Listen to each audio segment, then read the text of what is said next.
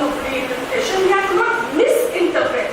So there is a very thin line between reinterpreting something and misinterpreting something. So I would give credit to, Amish Tripathi much more than Akshay Gupta, because Amish Tripathi is very much talking about humanness of the mythical characters, which can be very easily acceptable, which makes more sense. But in Akshay Gupta's perspective, sometimes it becomes like more pseudo-intellectual thoughts rather than real crux of what he is trying to prove about myth and mythical interpretations of the text that he is talking about the Hindu.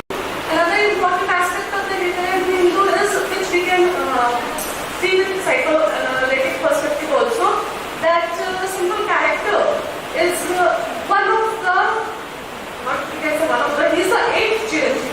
So in the Hindu mythology, we have this concept of 7 Chiranjeevis. Like these are the 7 immortals who will be seen till the end of the life, till Kali Yuga they all survive.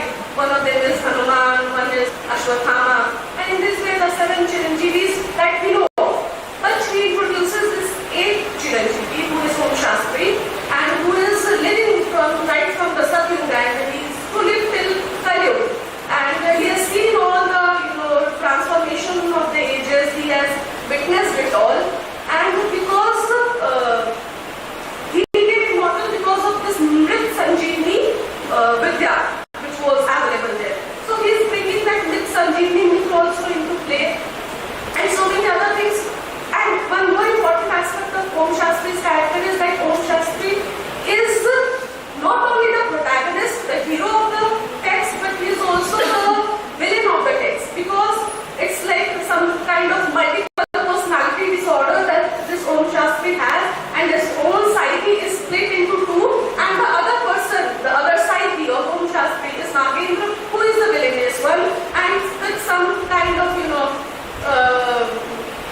Prithak